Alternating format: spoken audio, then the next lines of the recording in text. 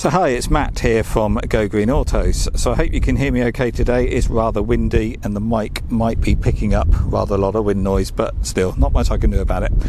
Anyway, so here we have a Peugeot Partner electric van. This is a 2017 and it has got the 22 kilowatt hour battery pack. So these vans have DC rapid charging. You've got 50 kilowatt DC rapid charging here via the CHAdeMO port.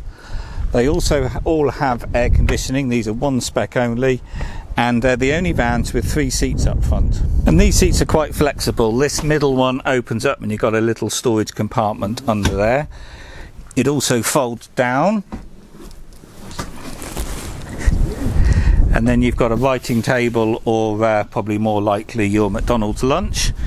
And then this seat lifts up to give you extra storage there on the floor if you're carrying parcels or things like that. You can also then drop that seat down and it's completely flush with the floor, and then that allows you to load long items all the way through and hook them there in the footwell underneath the glove box. You do get overhead storage on these, which is unusual for a small van. You've also got a storage tray here under the driver's seat, which at the moment has got the tow eye and the puncture repair kit, because these don't have a spare wheel like most modern vehicles.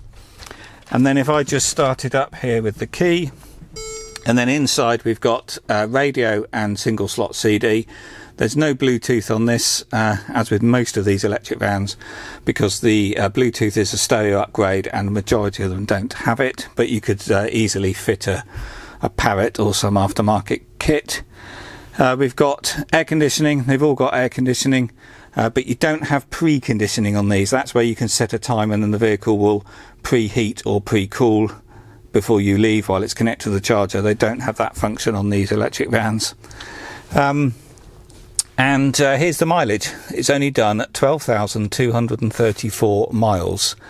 And the range of these, being a 22 kilowatt hour battery, they do 80 to 90 miles if driven efficiently in the summer, but the full details about the range is on the website.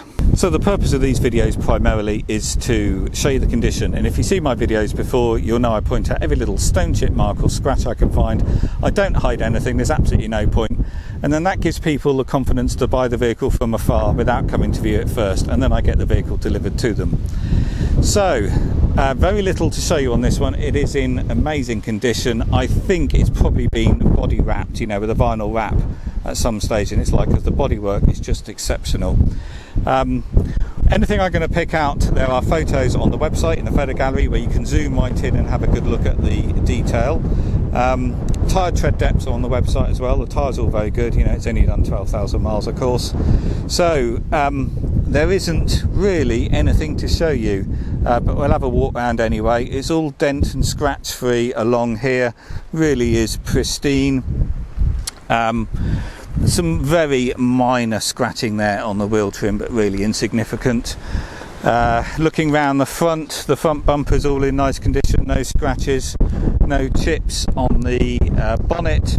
There is a square there where you can see there was some previous vinyl sign writing, and what happens is the paint fades obviously with the UV sun, the UV light, and where it's covered with vinyl it doesn't fade to the same rate, so when it's all taken off you can just about see it in the paintwork.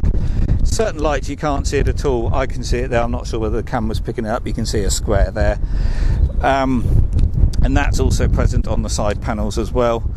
Looking down here, it's really tidy. There's only one thing I need to point out. There's a bit of scratching there on the mirror cap. A couple of them are quite deep, but it's only plastic. A slight graze there on the door trim here, and then there is a couple of minor scratches along this ridge. It's clearly rubbed against something here, so there's scratches along the trim and 2 or 3 scratches along this ridge, and I've run a little bit of touch-up paint, but they really are minor.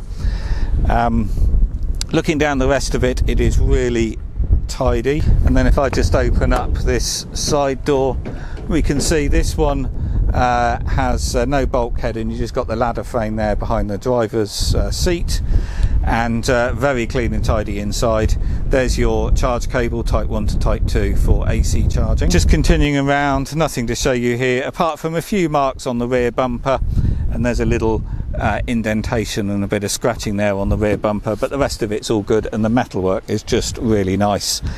And then if I just open up on the inside and get out the wind a little bit, you can see they're really clean and tidy on the inside. I also do have a rubber mat that come with these when they're fitted, when they come out the factory, that you can put down if you don't want to ply line it, but ideally this probably needs ply lining. But I've got a picture in the photo gallery of that mat, and that will be included with the vehicle. There's a couple of scratches up here, and there's a dent there. There's a few little scratches in the paintwork, but yeah, as you can see, very clean and tidy. The only other thing I need to point out is there is a little puncture there in the bit of hardboard on the bottom of that door, and there's a bit of scratching up there, and there was something mounted here because there's a few holes in that bit. But obviously it's likely anyone buying this will ply line it anyway. And for ply lining, the kits cost about 150 quid, and they're all pre-cut, or you can get someone to come out in a van and fit it. I think they do it for about 200 quid all in, something like that, and they will come to you and fit a ply kit. And then on the inside, it's all really clean and tidy. The seats are just immaculate, absolutely zero wear as you'd expect. Everything is really nice. There's just a few little scratches there on the plastic door card, and then the only other thing I'll point out is there is a hole there in the dash where something's been mounted, a switch of some sort, but I have got some plastic blanking plates and bongs which I will put on that, as I'd forgotten to do. So this does come with 2 original remote keys, and we've got the logbook here. It's come from Alphabet, the lease company, the finance company. No previous keepers, so only 1 keeper from new, and the registration date is the 28th of April 2017, and the MOT test is here. The MOT is until May 2021, and it was done at 12,200 miles, so it's done hardly any miles since. The only thing this is missing is it is missing the book pack, but I'm sure I've got that on PDF, that I'll be able to give you an electronic version of the user manual. So let's quickly talk about charging, if you can hear me over the wind. And to top it all, I've now got a Chinook helicopter landing in the field next to us here. Anyway, here is the AC charging. So this is a 3.6 kilowatt AC charging port. This is what you would use at home or your workplace or any slow public chargers, and a full charge takes around about 4 hours. And then on the back here, where the diesel filler cap would normally be on a diesel van, is where they've put the rapid charging. So this is DC rapid charging, a CHAdeMO port, and this is where you would get your rapid charge during a trip or on the roadside. Also now in Shell and BP petrol stations putting rapid chargers, and in all the motorway service stations. And this will charge the van from 0 to 80% in 30 minutes. And then, as I've shown you there, that's your AC charging cable that you would use in the front port to connect to a wall charger or a public charging post.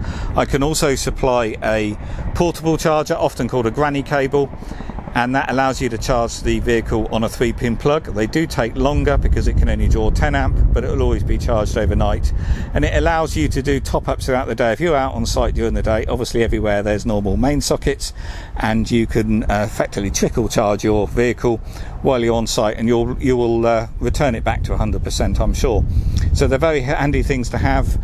But I do a free loan of those, so you buy the cable with the vehicle, and then when you've got a wall charger installed, when you'll be using that and you don't no longer want to keep the granny cable, then you can return it to me and I'll give you a full refund. So I'll wrap this up now because it is getting very windy. So this vehicle's ready to go. I can deliver these anywhere in the country, and it will come to you on a flatbed or a trailer, and it will be fully charged and ready to use. So if you're interested, give me a call or email. Just pulled the van back in the workshop, and there's a couple of other things I've seen on the bodywork which I'll point out because I couldn't see them outside in the brilliant sunshine. There is a tiny little indentation there in the side door, and there's a few scratches here. There's one there, one along here, and a couple of little ones there near the charge flap. They're all very minor. They will probably polish out if you wanted to have a go. And actually I didn't notice them when I cleaned the vehicle, and I've also waxed it as well, and I didn't notice them. So you only see them in certain daylights, and because it's now in the workshop with the door open and we've got sunlight reflecting in along this panel, I can see them. There's also a couple of little scratches here and along there, vertical scratches. And then I did also notice on the back doors, again very, very minor, but as I said, I don't hide anything. There's a tiny little dent there and one little indentation out just there, but really minor. And in daylight you just don't even notice them, they are that small. But as I said, I don't hide anything. I want people to know exactly what they're buying, so I'll point it out anyway. For a van, most people would say that it's just too insignificant to point out, but there you go.